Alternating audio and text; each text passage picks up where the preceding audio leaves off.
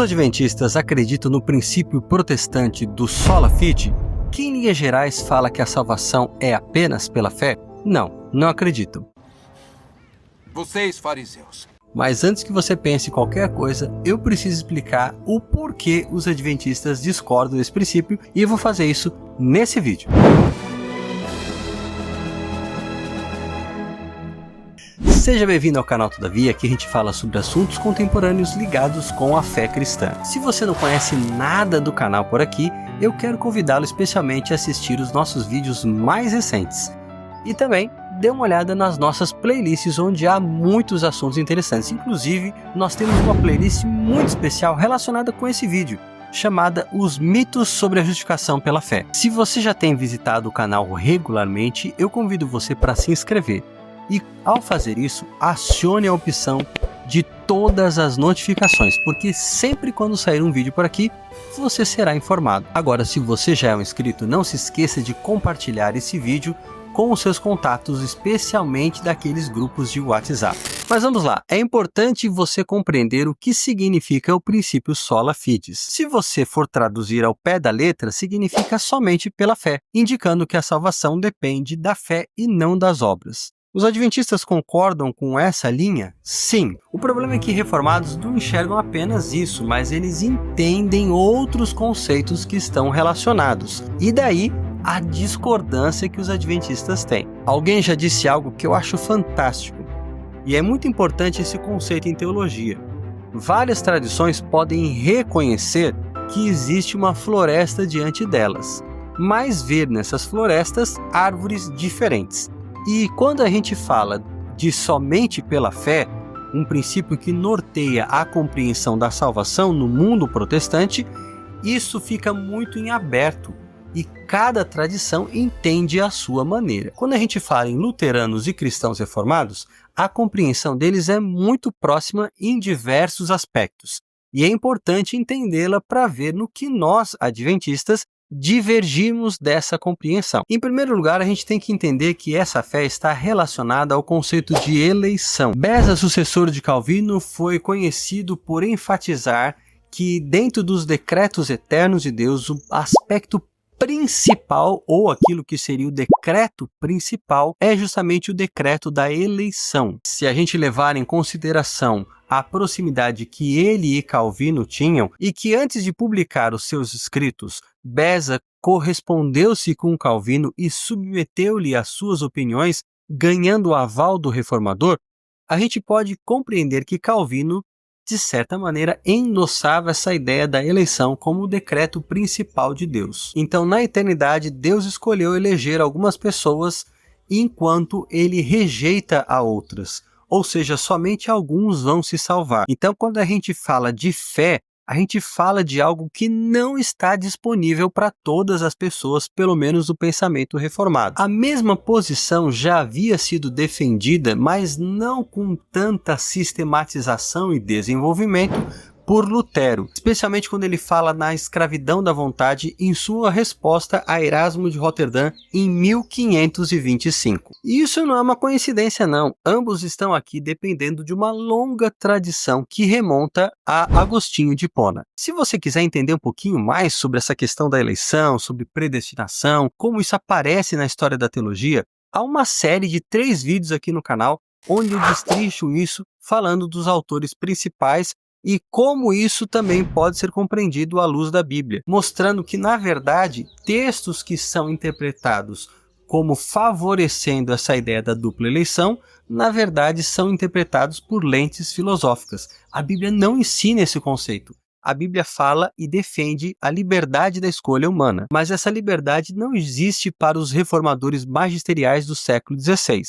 O que existe é Deus despertando, infundindo fé naqueles que vão se salvar, aqueles que já foram eleitos por ele. Calvino, por exemplo, falava de uma graça preveniente, aquela graça que a pessoa recebe para poder crer. Então, quando a pregação chega aos ouvidos do eleito, Deus envia graça a ele para que ele desperte e creia na mensagem que vai salvá-lo. Mas tudo isso já está programado por Deus. Lembrando que a gente falou agora de Agostinho, né? Mas Agostinho defendia que Deus elege as pessoas coloca nelas a fé e depois a fé vai operando por amor e isso se revela em boas obras. Então, o que salva o homem é a fé, mas não só ela, porque o amor e as boas obras acabam tendo também uma participação. Lembrando que para a teologia católica, especialmente medieval, há uma ideia de que a graça salvadora é algo que já existe no homem, especialmente pela prática das boas obras. Então o homem não é salvo apenas pela fé. Depois do Concílio de Trento, que é aquele concílio lá do século XVI, em reação à reforma, a teologia católica vai bater o pé nesse ponto e vai dizer que sim, o homem não é salvo apenas pela fé. Essa continua sendo basicamente a posição católica até os dias de hoje. Em contrapartida, desde a sua época, os reformadores acreditavam sim em salvação pela fé, mas lembrando que essa fé não é para todos, ela é um dom de Deus e somente com a imputação do Espírito Santo é que alguém chega a crer. Além dessa graça preveniente, Deus envia uma segunda graça que é para a santificação, mas note, a santificação ela não vai mudar o status do pecador porque ele já foi salvo, e ele só foi salvo porque ele já foi eleito. Então nada vai tirá-lo desse caminho. Inclusive Calvino, ao defender o pedobatismo, ou seja, o batismo de infantes, ele fala que o bebê já possui fé. E olha só, na cabeça dele, fé não depende de você crer e aceitar. Fé é um dom de Deus e Deus pode dar esse dom para as crianças. Se elas já nasceram para ser eleitas, então elas já possuem a fé salvadora. Agora, qual que é o medo dos reformadores? Eles estão com muito medo de confundir qualquer traço de vontade com o esforço humano. Por isso, a vontade é totalmente excluída.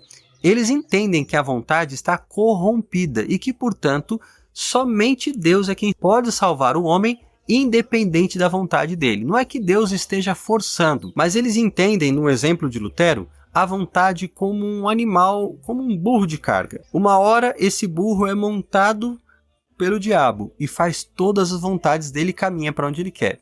Em outro momento, esse burro é montado pelo Senhor Jesus, no caso dos eleitos, e ele vai para onde o Senhor Jesus quer. Ou seja, Deus e o diabo é quem dirigem a vontade humana, uma vez que ela se acha escrava. A vontade natural se alegra em servir ao diabo, se alegra com o seu cativeiro. Enquanto que a vontade, agora, recebendo a fé como um dom, se alegra em fazer a vontade de Deus. Para eles, o contrário disso, atribuir à vontade qualquer liberdade, como se ela pudesse sozinha escolher entre servir ou não a Cristo, é um traço de pelagianismo. Pelágio foi aquele opositor de Agostinho que atribuía ao homem a capacidade de obedecer. Pelágio via a natureza do homem como intrinsecamente neutra. O pecado de Adão não o havia afetado. E ele podia, se quisesse, seguir o exemplo de Cristo. Então, a despeito de Pelágio ter uma compreensão não bíblica da natureza humana, parece que o remédio, desde a época de Agostinho até os reformadores, foi pior do que a própria doença. A gente pode dizer de uma tradição que vai em outro extremo igualmente perigoso, eliminando qualquer participação da vontade humana e dizendo que a fé é apenas um dom e que nele não existe a participação do ser humano. Já deu para perceber que os adventistas não acreditam no princípio sola fide conforme os reformadores o defenderam, porque eles não acreditam na predestinação. Também eles acreditam que o homem é livre para escolher a quem servir. Embora o pecado tenha afetado o ser humano e privado ele de poder conseguir a salvação pelas próprias obras, porque as suas obras são insuficientes, marcadas pelo pecado, ele ainda é livre para escolher. E a sua fé, na verdade, é uma resposta ao chamado do Espírito Santo. A gente pode entender essa resposta não como meritória, mas como um pedido de socorro. E eu gosto muito de relacionar com isso o exemplo daquele pai, do menino endemoniado, que se encontra com Jesus logo após ele e alguns dos discípulos descerem do Monte da Transfiguração. O homem pede para que Jesus cure o seu filho, caso ele pudesse fazer. E Jesus responde para ele, como assim, se eu puder? Tudo é possível ao que crê. E o homem responde para Jesus, eu creio, ajuda-me na minha falta de fé. Embora débil e fragilizada pelo pecado, a fé pode sim se agarrar ao Salvador e receber dele as bênçãos da salvação e da vida em comunhão com Cristo. A fé, portanto, é uma resposta humana despertada pelo convite do Espírito Santo. E a partir dessa resposta é que a graça opera em nossa vida. Afinal, a graça de Deus, diz a palavra, ela se manifestou salvadora a todos os homens. Deus quer salvar a todos, mas Deus, na sua condescendência e bondade, dá aos seres humanos a liberdade de escolher servirem-no ou não, de acordo com a sua vontade. Mas todos terão a oportunidade de responder ao convite feito pelo Espírito Santo, pela palavra e pelos agentes que Deus tem para salvar a humanidade. É claro que a fé nos justifica, mas também ela nos regenera. Uma coisa é acreditar na justificação como um perdão gratuito de Deus, na qual o ser humano não tem qualquer participação. Uma coisa é receber pela fé esse perdão gratuito e agora possuir um novo status diante de Deus, de filho, de perdoado, de alguém que é aceito e liberto da culpa e do pecado efetivo. Outra coisa é a vida a partir desse momento, porque começa um novo compromisso com Cristo. Nós precisamos a cada dia renovar a nossa aliança com Deus, confiar nele para desenvolver uma relação de serviço, de obediência e também crescer em nossa semelhança com Cristo, o que é realização do Espírito Santo em nós. Por meio do estudo da palavra, nós conhecemos a vontade de Deus e o Espírito Santo ilumina a nossa mente para que a gente compreenda e aplique essa vontade. Então, através de cada escolha que é feita, eu posso me aproximar de Cristo, me tornar mais semelhante a Ele. E embora esse processo não seja nunca completo nessa terra, ou seja, nunca eu vou ser perfeito, mas eu sou chamado para ser um representante de Cristo, luz e sal nesse mundo, uma testemunha para mostrar aquilo que Deus fez na minha vida e para representar a sua vontade e o seu propósito para as pessoas que estão ao meu redor. Evidentemente, quando não há uma continuação nesse processo, quando eu acabo tomando outras decisões e me afasto de Cristo, eu posso sim perder a minha salvação. Veja que isso é totalmente impossível na perspectiva de quem acredita na predestinação. Na teologia reformada, se alguém toma a decisão de se afastar de Cristo, é porque essa pessoa nunca foi eleita. Mas quando a gente vai à Bíblia, sim, mesmo uma pessoa que teve uma experiência com Cristo e recebeu dons celestiais e se afasta dele, pode sim perder a sua salvação. E a gente tem um caso muito interessante em Hebreus capítulo 6, versos 4 a 6. Inclusive, há um sermão onde eu explico sobre essa passagem e está disponível aqui no canal também. E eu estou entrando nesses detalhes aqui apenas para deixar claro que salvação compreende muito além do processo da justificação. A gente pode dizer que a justificação é a etapa inicial desse longo processo de salvação. A justificação não é a salvação completa. Quando você pensa em predestinação, uma pessoa justificada só foi justificada porque ela foi eleita. E automaticamente não tem como alguém eleito deixar de ser eleito, porque a eleição é escolhida pelo próprio Deus e não pela pessoa. Deus já escolheu que aquela pessoa, do começo ao fim, vai ser salva. E na Bíblia, a justificação recai sobre aqueles que aceitam um oferecimento gracioso de salvação do Senhor Jesus Cristo. E essa pessoa que foi justificada agora é convidada a andar com ele, a permanecer na videira, para poder dar frutos e se desenvolver no seu caráter. Mas se essa pessoa se aparta de Cristo e já não tem mais comunhão com ele, mas se volta para o pecado, abandonando os preceitos da palavra de Deus, é óbvio que essa pessoa será cortada da videira onde foi enxertada. É óbvio que essa pessoa vai perder a sua salvação. E com isso a gente pode pensar no valor da fé, porque em cada etapa da salvação a gente precisa ter fé, porque a fé é uma mão que se agarra no poder e na atuação do próprio Deus, porque é Ele que opera em nós, tanto querer como efetuar. É cooperando com Deus por meio das nossas escolhas, ao permitir que Ele atue em nossa vida e recebendo o poder para agir em obediência conforme a sua vontade, que nós vamos mantendo o nosso processo de aliança com Ele.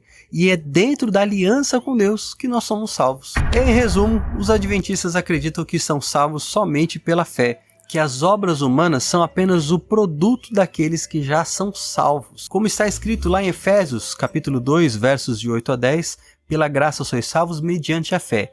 E isso não vem de vós, é dom de Deus, não de obras, para que ninguém se glorie, porque somos feitura dele, criados em Cristo Jesus para as boas obras, as quais Deus de antemão preparou para que nós andássemos nelas. Não de obras, portanto, não como a causa da nossa salvação, mas para as boas obras, as quais Deus preparou para que nós andássemos nelas. É o propósito de Deus que apresentemos boas obras. Mas nós não acreditamos da mesma maneira como os reformadores, que incluíam nesse pacote todo aí uma compreensão de fé que está ligada a um conceito não bíblico de predestinação E também há uma expiação restrita, porque Cristo morre apenas pelos eleitos, ele atua apenas sobre os eleitos e no final apenas eles vão ser salvos. Essa ideia faz de Deus um Deus que não ama efetivamente a todos. E se você parar a pensar, é difícil desvincular essa ideia de que Deus não seja, em última instância, responsável pela perdição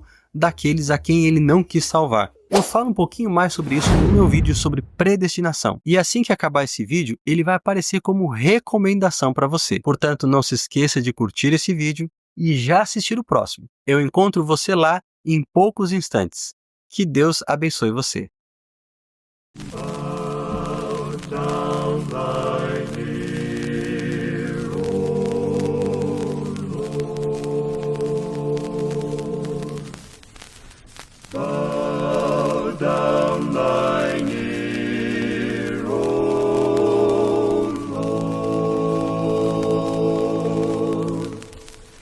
And hear me, and hear